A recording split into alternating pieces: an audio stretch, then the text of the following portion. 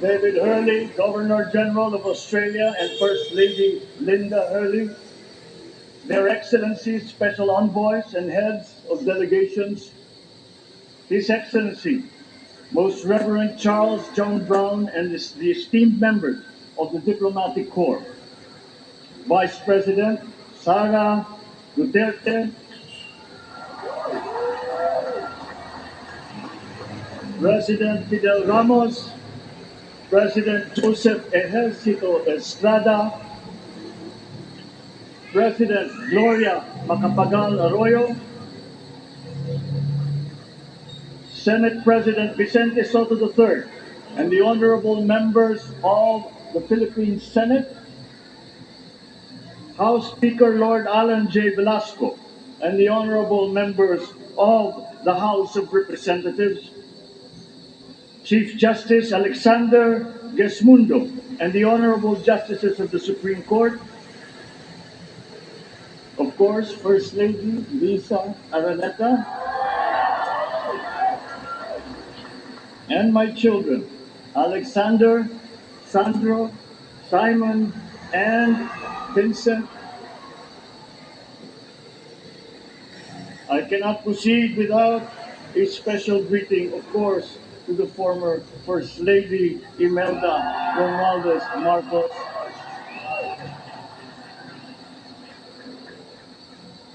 Other distinguished guests, ladies and gentlemen, my friends, ang aking minamahal na mga kababayan, magandang tanghali po sa inyong lahat. This is a historic moment for us all. I feel it deep within me. You, the people, have spoken, and it is resounding. When my call for unity started to resonate with you, it did so because it echoed your yearnings, mirrored your sentiments, and expressed your hopes for family, for country, and for a better future. That is why it reverberated and amplified as it did, to deliver the biggest electoral mandate in the history of Philippine democracy. By your vote, you rejected the politics of division. I offended none of my rivals in this campaign. I listened instead to what they were saying, and I saw little incompatibility with my own ideas about jobs, fair wages, personal safety, and national strength, and ending want in a land of plenty. I believe that if we but focus on the work at hand and the work that will come to hand, we will go very far under my watch. You believe that too.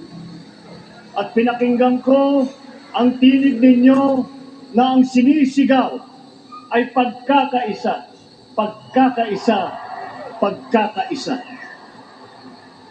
We will go farther together than against each other, pushing forward, not pulling each other back, out of fear, out of a misplaced sense of weakness. But we are the furthest from weak. The Filipino diaspora flourishes even in the most inhospitable climes, where they are valued for their quality. The changes we seek will benefit all and will shortchange no one. I was not the instrument of change. You were that. You made it happen. I am now. You picked me to be your servant, to enable changes to benefit all. I fully understand the gravity of the responsibility that you put on my shoulders. I do not take it lightly, but I am ready for the task. I will need your help. I want to rely on it. But rest assured, I do not predicate success on the wide cooperation that's needed. I will get it done. I once knew a man who saw what little had been achieved since independence in a land of people with the greatest potential for achievement. and yet they were poor. But he got it done. Sometimes with the needed support, sometimes without. So will it be with his son. You will get no excuses from me.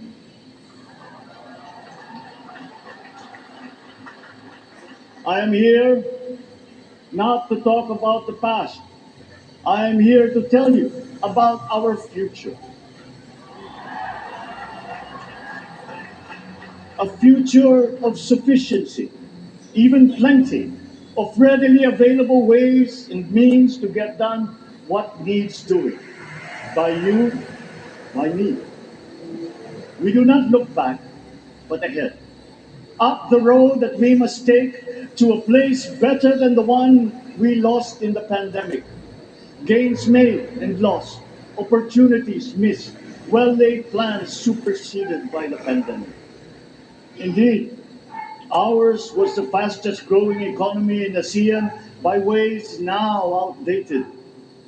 We shall be again by radical change in the way the world must now work to recover what we have lost in that fire and move on from there.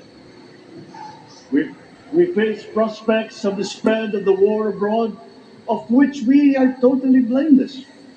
We seek friendship with all, but our countries like ours will bear the brunt of it. And if the great powers draw the wrong lessons from the ongoing tragedy in Ukraine, the same dark prospect of conflict will spread to our part of the world. Yet, there is more out there. Like going forward by new ways of doing that the pandemic forces to adopt.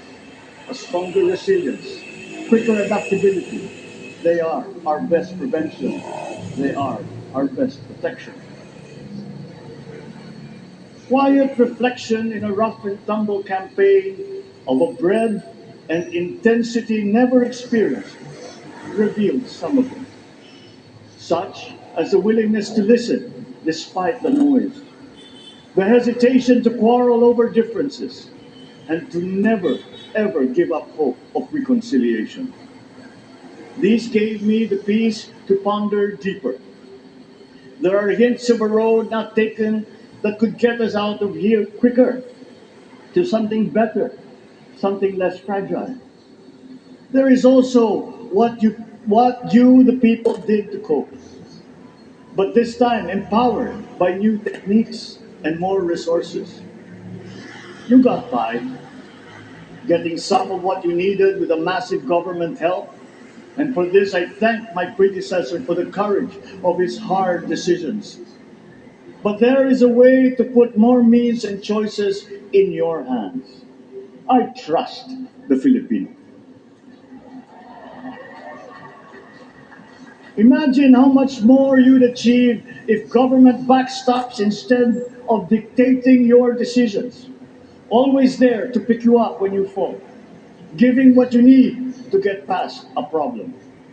Imagine if it invested in your self empowerment to bring it closer to taking on whatever challenges come. Imagine a country that, in almost every sense, is you. Now imagine what you and government can achieve together. We did it in the pandemic. We will do it again. But again, I will not predicate my promise to you on your cooperation. You have your own lives to live, your work to do, and there too I will help. Government will get as much done alone without requiring more from you. That is what government and public officials are for. No excuses, just deliver. It was like that once upon a time.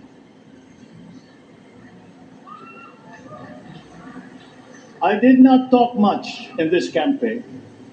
I did not bother to think of rebutting my rivals. Instead, I searched for promising approaches better than the usual solutions. I listened to you.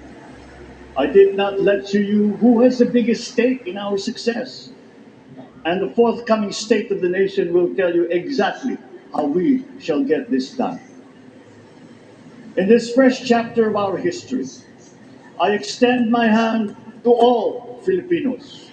Come, let us put our shoulders to the wheel and give that wheel a faster turn to repair and to rebuild and to address challenges in new ways to provide what all Filipinos need to be all that we can.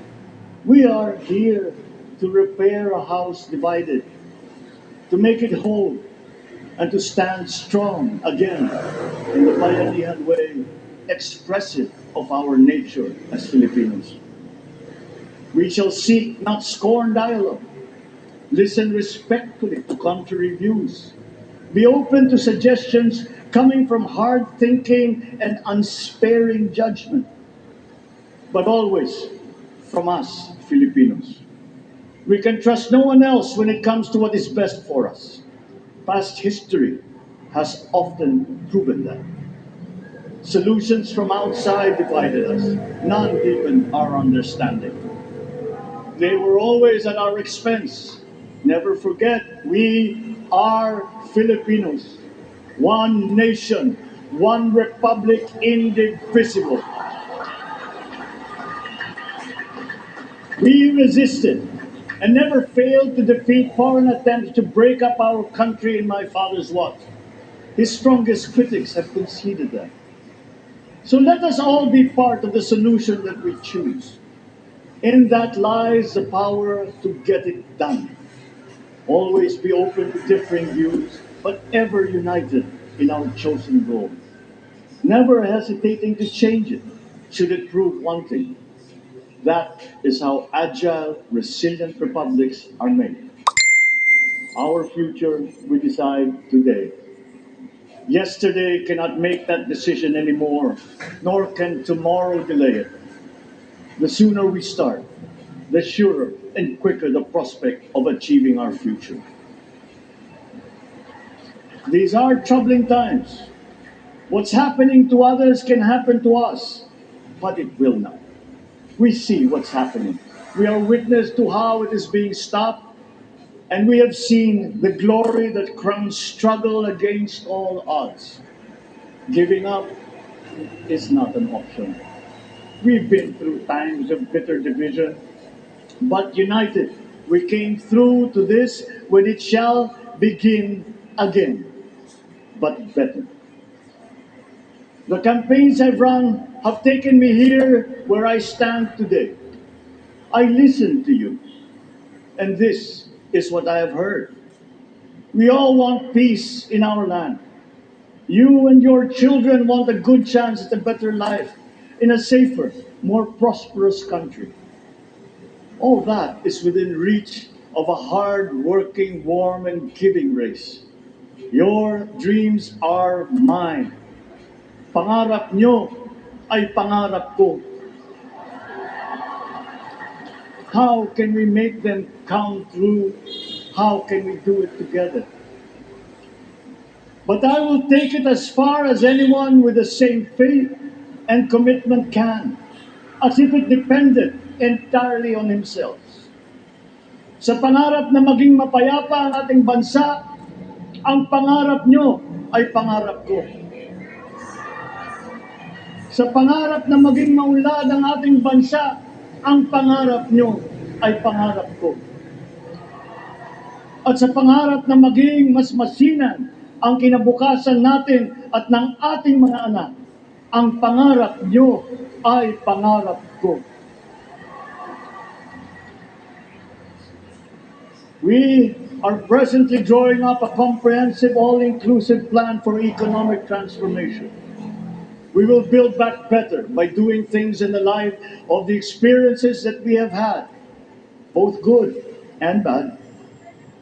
It doesn't matter. No looking back in anger or nostalgia. In the road ahead, the immediate months will be rough, but I will walk that road with you. The pandemic ravaged bigger economies than ours. The virus is not the only thing to blame. What had been well built was torn down.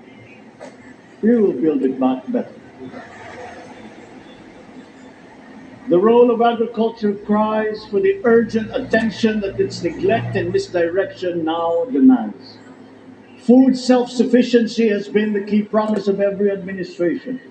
None but one delivered. There were inherent defects in the old ways and in recent ways too. The trade policy of competitive advantage made the case that when it comes to food sufficiency, a country should not produce but import what other countries make more of and sell cheapest. Then came Ukraine.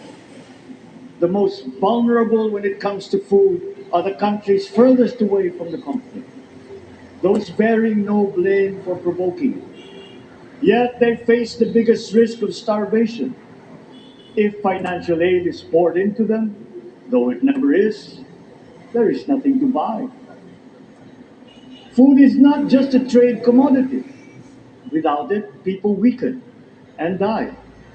Societies come apart. It is more than a livelihood. It is an existential imperative and a moral one.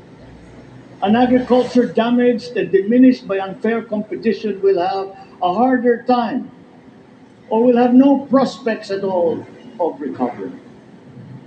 Food sufficiency must get the preferential treatment the richest free trade countries always gave their agricultural sectors. Their policy boils down to don't do as we do what we tell you to. I am giving that policy the most serious thought if it doesn't change or make more allowances for emergencies with long-term effects. There is a parallel problem in our energy supply. Sufficient fossil fuel-free technology for whole economies has yet to be invented. And it is not seriously tried by rich countries. Again, consider the response of the richest countries to the war in Ukraine.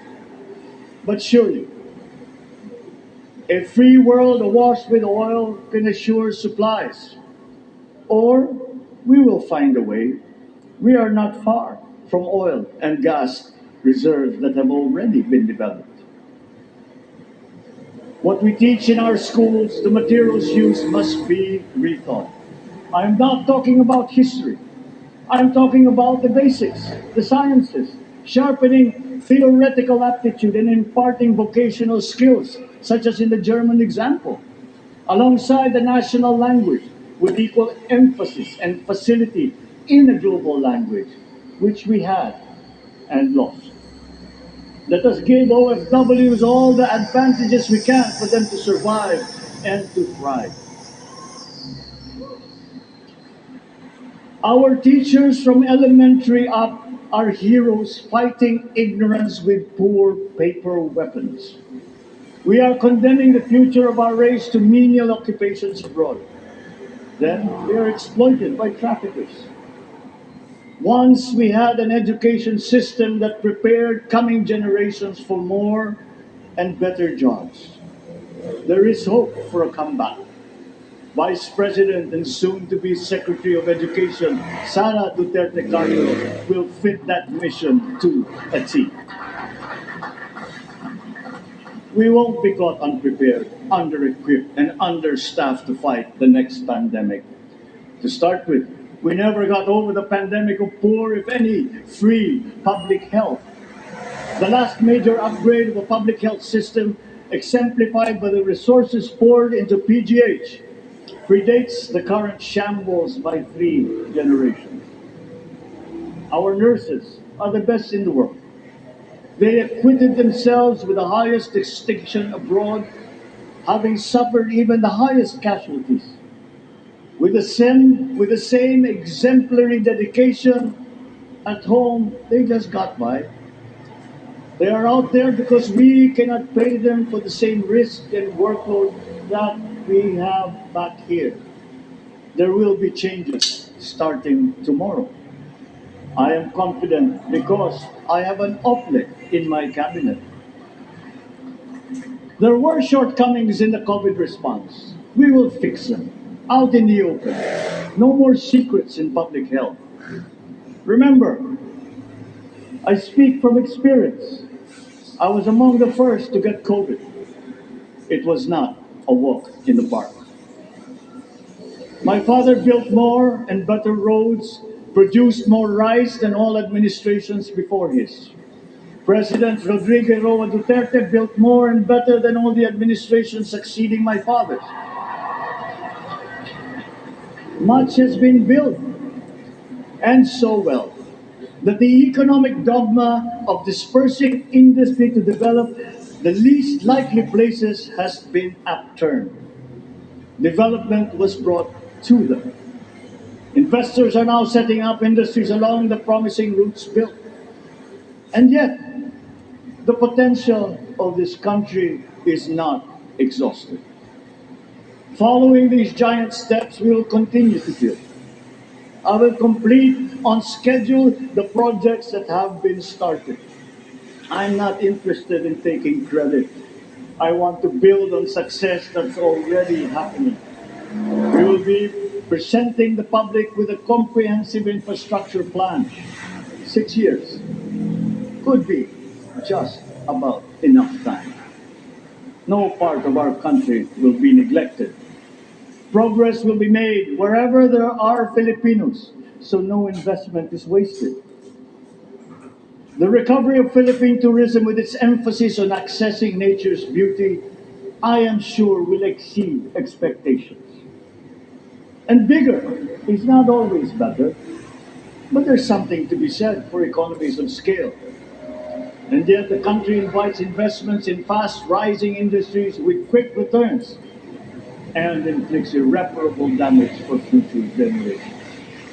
We have yet to see large scale practical solutions to pollution, though some are beginning to emerge.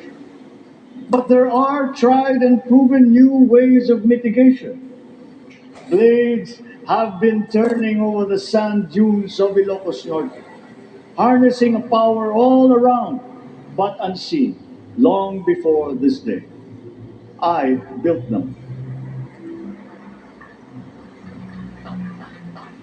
The rich world talks a great deal, but does a lot less about it than those with much less, but who suffer more death and destruction from climate change and lack of adaptation. We will look to our partners and friends to help the Philippines, who, despite having a very small carbon footprint, is at the highest risk. First, spare victims, then help them recover, and move on to lessen the harmful impact of climate change. We too have our part to play. We are the third biggest plastics polluter in the world, but we won't shirk from that responsibility. We will clean up. You will not be disappointed, so do not be afraid. With every difficult decision that I must make, I will keep foremost in my heart and in my mind the debt of gratitude I owe you for the honor and responsibility that you have conferred on me. Whatever is in a person to make changes for the better of others, I lay before you now in my commitment. I will try to spare you. You have your other responsibilities to carry. But I will not spare myself from shedding the last bead of sweat or giving the last ounce of courage and sacrifice. And if you ask me why I am so confident of the future, I will answer you simply that I have 110 million reasons to start with. Such is my faith in the Filipino.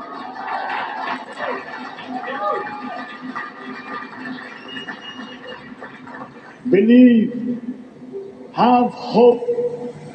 The sun also rises like it did today and as it will tomorrow. And as surely as that, we will achieve the country all Filipinos deserve. God bless the Philippines. God bless our work. Maraming salamat po sa inyong lahat. Mabuhay ang Pilipinas. Magandang tanghali po.